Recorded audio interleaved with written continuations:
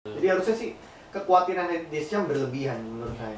Dan kalau saya nggak salah bahwa si Brad Friedel juga belum memutuskan untuk melanjutkan kontrak tahun depan gitu kan ya. Jadi dia udah sempat bilang bahwa mungkin saya akan pensiun, mungkin saya akan meneruskan gitu kan. Which is dengan Yoris ini dikontrak ada 4 tahun lagi yang dia bisa untuk mengambil posisinya Brad Friedel gitu kan. Jadi nggak perlu takut lah kalau misalkan ada statement bahwa dia akan merasa dikalahkan oleh Brad Friedel saat ini. Jadi sebenarnya saya pikir itu cuma kekhawatiran Deschamps aja lah, karena kan dia sebagai manajer dari tim nasional Prancis, dia pengen anak timnya tetap main reguler lah gitu, supaya menjaga dia tetap fit. Apalagi kapten ya. Apalagi dia kapten. Tapi saya yakin pasti Loris juga bisa dewasa lah, karena dia juga kapten dari tim nasional Prancis. Profesionalitas harus lebih besar dari ego gitu kan. Oke. Kan ada kekhawatiran nih, kayak misalkan Dawson, kemudian ada siapa lagi, Huddleston itu kan yang kemarin sempat dikabarkan bahwa mereka akan di-lego gitu kan, karena mungkin ada rumor yang di luar tidak sesuai dengan AVB, tidak sesuai dengan skema AVB gitu kan ya. Menurut Om Fleming sama Om Anton, ini seperti apa? Maksudnya Opi ini wacana ini benar gitu, benar dalam arti kata oh iya memang harus gitu atau gimana? Dari Om Fleming dulu. Ya sebenarnya saya penggemar Dawson ya, tapi kalau memang dia nggak masuk skemanya AVB berhak jual atau asal jangan taruh dia di bench terlalu lama, karena biar gimana pun Dawson ini banyak penggemarnya gitu di Spurs. Sampai nanti ini di grupnya bahkan sampai ada Indo Dawson segala ya, jadi jangan sampai nih jadi feedbacknya itu jadi jelek ke AVB. Kalau memang dia nggak masuk skema mungkin perlu dijual, karena mungkin harganya masih lebih bagus ya. Saya justru kan pikir Galas yang bakal dijual karena faktor umur, tapi ternyata Dawson yang nggak cocok dengan skema permainannya AVB begitu. Saya juga melihatnya ada dua kemungkinan kenapa Dawson ini dijual. Pertama, memang dia nggak sesuai dengan skema pemainnya, skema pemain AVB. Kalau saya baca di blognya 442, dia bilang AVB itu selalu main dengan offset trap.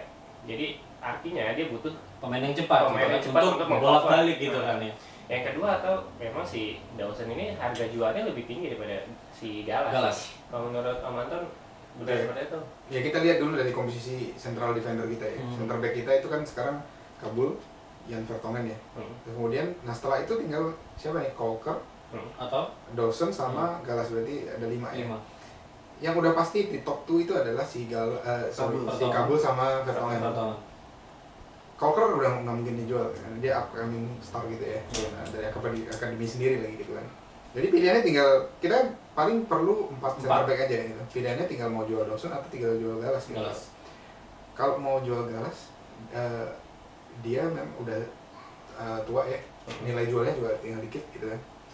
Dan untuk jadi pemain cadangan mungkin Galas lebih terima gitu, lebih terima gitu kan.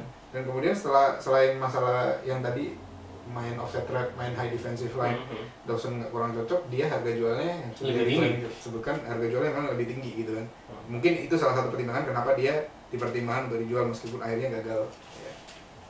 Kalau Huddleston sendiri gitu, walaupun memang dia hampir 1 musim nggak main ya, 1,5 musim atau Satu musim nggak gitu.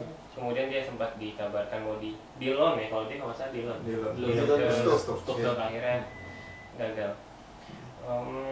Oke, kemarin juga selama Windows transfer window itu The Foot sama Lena akhirnya memperpanjang kontrak gitu ya.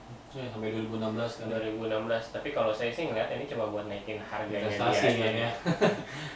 Karena kalau buat saya sih, pendapat pribadi kali ya, Lennon tuh udah habis. Dia artinya ya skill dia udah nyampe segitu gitu. Hati-hati ya, nanti dicari Indo Oh iya. Emang ada England? Soalnya sekarang banyak kan, apalagi untuk pemain-pemain Spurs ya, pemain-pemain ini sih agak keluar dari topik gitu kan ya. Untuk yang pemain Spurs sendiri, Indo Sigurdsson, Scott Parker, Indo segala macam gitu kan ya. Itu lumayan banyak loh. Dan itu bukan dari Indo Spurs ya? Bukan, itu bukan afiliasi kita sama sekali, bukan. Dan dia bukan member juga, Bukan. simpatisan, bukan. Nggak tahu. Dia akan ngikutin kemana pemain-pemain itu pergi, bukan kemana pemain itu. Berarti kalau Van de Vaart pindah dia udah nggak dukung Spurs lagi. Jadi dukung Hamburg dia.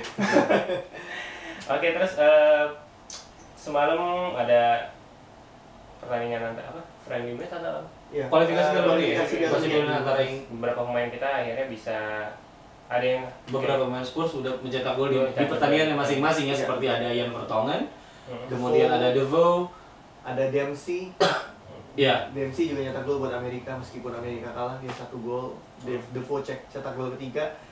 ya Inggris menang 5-0 ya lawan Moldova. Vertonghen mencetak gol free kick. Vertonghen juga termasuk kalau buat saya itu pembelian yang bagus. Iya, sukses ya.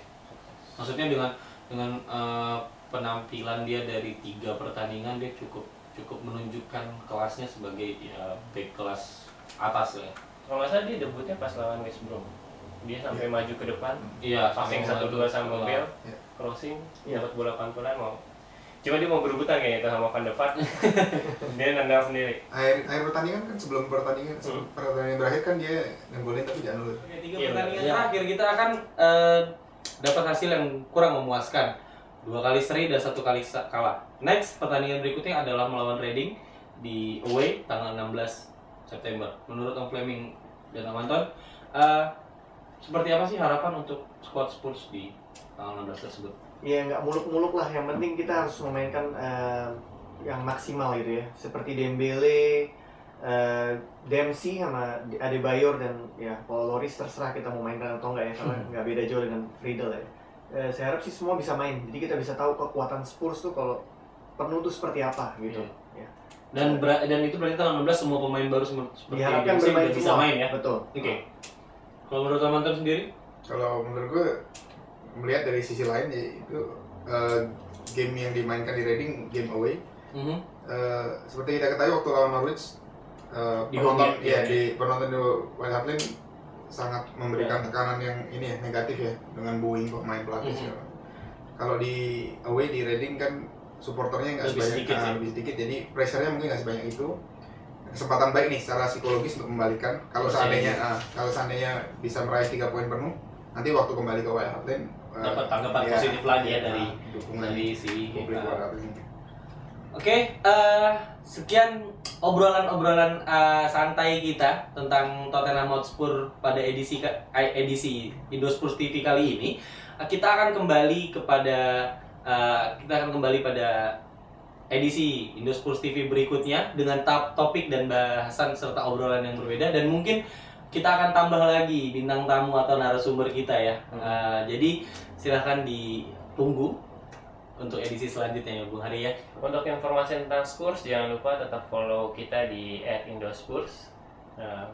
Untuk informasi-informasi terkait Spurs, mulai pertandingan segala macam, berita-berita yang terbaru.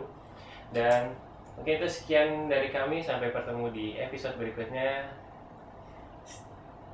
Saya Dharma Ananda Putra, kemudian ada Hari Akbari, Om Anton Hendarto dan Fleming Iskandar mengucapkan terima kasih dan selamat menikmati hari Anda.